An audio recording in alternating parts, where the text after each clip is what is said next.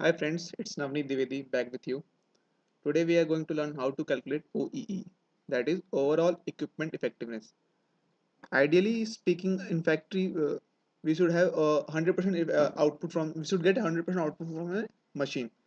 Uh, there are different methods to calculate the effectiveness or efficiency of a machine, like how much it's producing, how much time it's running, uh, it's producing good quality product or bad quality product. There are some different there are different parameters which can be used for calculating the effectiveness of machine. But according to TPM, that is total productive maintenance, overall equipment efficiency is effectiveness is used for calculating total efficiency. So what's exactly the components of OEE? There are three components like availability, performance, and quality. For a machine to be 100% effective, it should be available for all the time it's allocated or planned. It should give 100% performance. That is, whatever time it's running, it should be running with full speed. That is, if it's ideally producing 10 parts per minute, then it should be producing 10 parts per minute actually, and whatever part it's producing should be accepted part. It should not be rejected. So three factors are availability, performance, and quality. But many times it happens that whatever time we have allocated for operating of machine, some time is lost due to some failure of machine, some breakdown of machine, or some time is definitely lost in setup. Setup is one of the losses which can't be neglected. It's inevitable. So these are some losses which occur from net operating time. So already we are having this operating time which is reduced due to failure in setup.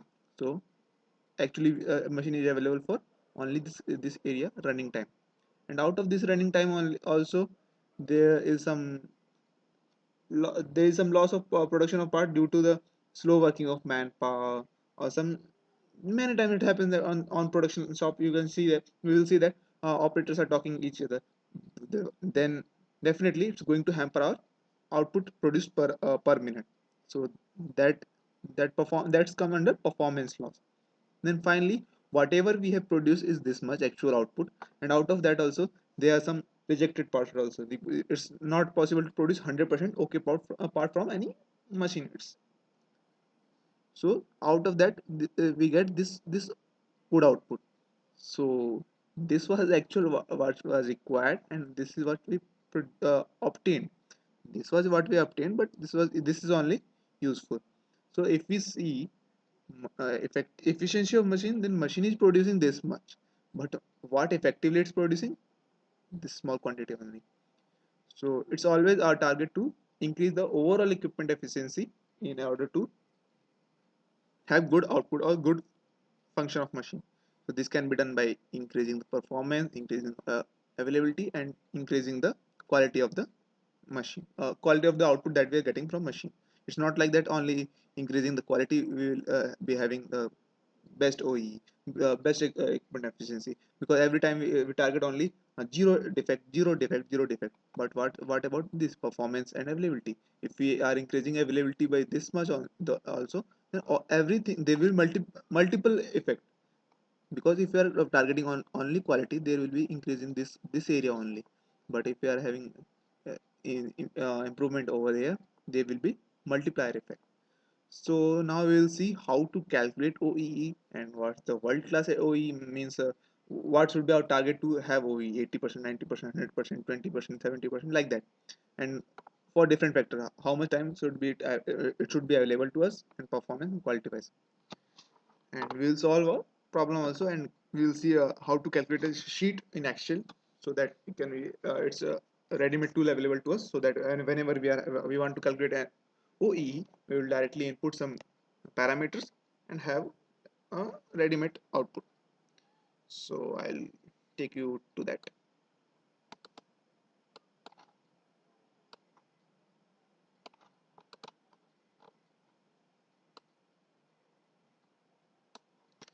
So as already discussed, we will be calculating availability, performance, quality, and finally overall equipment efficiency.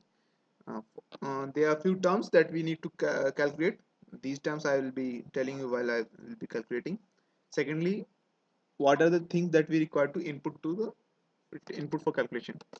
First of all, we need to know what's the length of our shift, because then only we will come to know what's the available time for machine to run. So suppose we are having shift length of 8 hours. Okay, then we need to convert it into minutes, because there are some other short breaks which are generally in minutes, because breakdown is in minutes, setup time is in minutes. So it's better to convert hours in minutes. So equal to our shift length into 60. Okay, it's now there are many these two breaks, short breaks and meal breaks, are planned breaks. Like we have planned that there will be this much of break is an hour shift time. So if we are having tea break, suppose we are having two tea breaks in the start of shift and end of shift. So we are having two breaks of suppose 10 minutes each. Then we will be getting total loss minutes in 10 into this 2 into 60. Okay, fine. Oh, sorry, it's already in minutes, so I need not to multiply it by 60. It's my mistake. Yeah. Then meal break. Suppose we are having a single meal break of 30 minutes. Then it's equal to this into. Okay. Now downtime. What's downtime? Downtime includes the breakdown of machine. If there was any breakdown of machine during the shift, then for how much, how long it was under maintenance, and if they set up, because many times it happens in the start of shift, we are doing setup for the complete shift.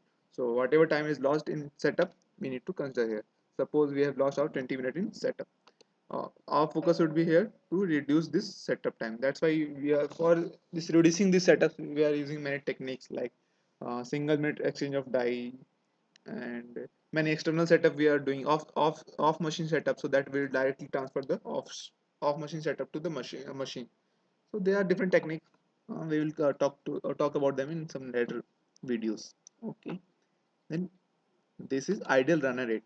Ideal runner rate gives how much what's the quantity of output we will be getting per minute.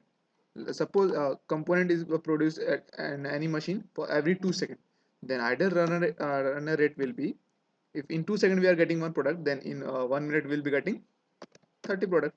So as simple as like that. If a product takes 5 minutes to be processed, then in 1 minute we'll be getting it takes 5 minutes, and then 1 minute it will be 1 upon 5 then we will be getting 1 upon 5 parts in 1 minute, equal to 1 divided by 5. So zero point 0.2 part will be produced in a minute. So let's suppose our product gets produced in 2 seconds. Every 2 seconds we are getting any product from our machine, or sometimes it happens that our machine is producing a batch of 10 parts every 1 minute. Then it means that in 1 minute we are getting 10 parts. So then every 6 seconds we are getting a single part. So like that we have to calculate our ideal runner rate and give input over there. So we'll take we are having output at every 2 seconds. So every 2 seconds we are having output, then ppm parts per minute will be 30. Okay, now total pieces produced. Suppose that we will enter in the last after we are done with our calculation, or suppose we will enter over here only total pieces produced in a shift. Suppose we have produced mm, some 10,000 pieces in a first shift. Okay, reject how much pieces got rejected. Suppose out of these uh, some randomly 73 pieces were rejected. We don't know, just we have given taken any random number. We will see how to manipulate all these in further shifts. Now first of all, as you have seen that first of all we need net operating time and net running time. So plant production time is shift hour minus whatever we have plant breaks. So it's equal to our plant shift length minus breaks of short break minus lunch break. So out of 480 we are having 430 minutes are available to us for production. Then next come operating time. Out of this available time for production, actual how much time was available for producing or giving output from machine. So it's equal to 430 minus whatever downtime was there. Suppose there were 20 minutes time downtime due to setup. Okay, so out of 430, 410 was available for production. Now good pieces means whatever we have produced minus rejected parts, so it's equal to total pieces minus. So these are the data we are having. Now availability, what, just these are the ratios, just like efficiency what's actual output divided by total input. So what's the actual output for, regarding availability is considered regarding time, so it will be what we have actually output upon. So it's a world class. Here I am having a chart. Availability is, if available time is more than 90% of time is available for production, then it's a world class.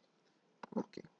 Performance includes how effectively you produce. Like if 10 parts are coming in a minute, then if you are producing 10 if you are running a machine for 10 minutes, then 100 parts should be produced. Like that, it shows that how effectively you are producing your how effectively you are giving your performance. So it's equal to whatever we produce total pieces upon whatever is your production time, whatever you produce upon what's your operating time. This will give actually what's your run rate, not ideal, it will tell you what is your run rate upon your ideal run rate. Ideal run rate is 30, that is in per minute you should give 30 parts. So but in numerator we will be calculating how much you actually got. So it's 81.3, and our performance would be above 95, at least 95. That's a world class value. So there is scope for improvement.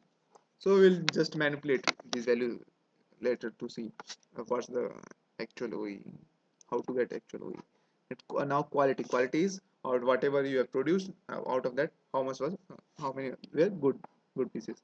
So it's equal to good pieces that we are having 9927 upon what we actually produced. So it's 99.3, yeah, 99.3, and quality should be 99. That you will see everywhere.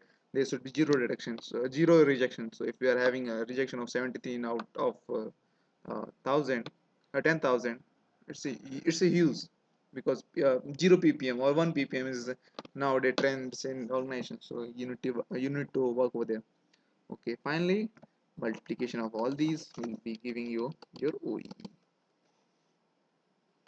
Actually, I have not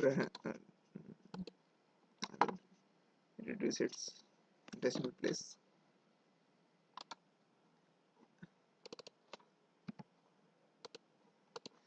We got 76.95. It's very less scope from huge improvement. So if instead of 1000, if we are producing 20,000, oh, it's more than,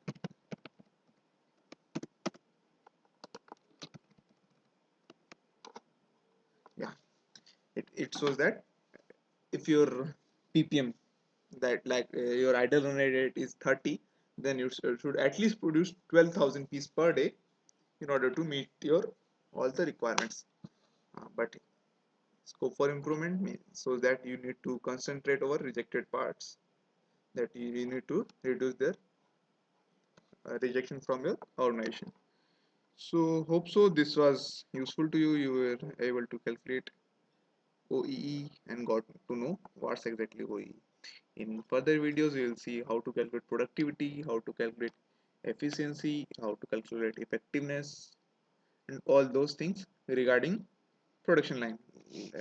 So till then, bye bye. Thank you. And these are some major losses that we consider during calculation of our OE, or these are the main losses that we should keep in mind, that while we are calculating OE, that these should be considered, and we should try our level best to reduce them.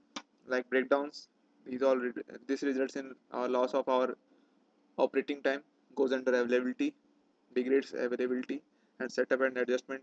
This also again goes in uh, downtime, and degrades our availability or availability of time.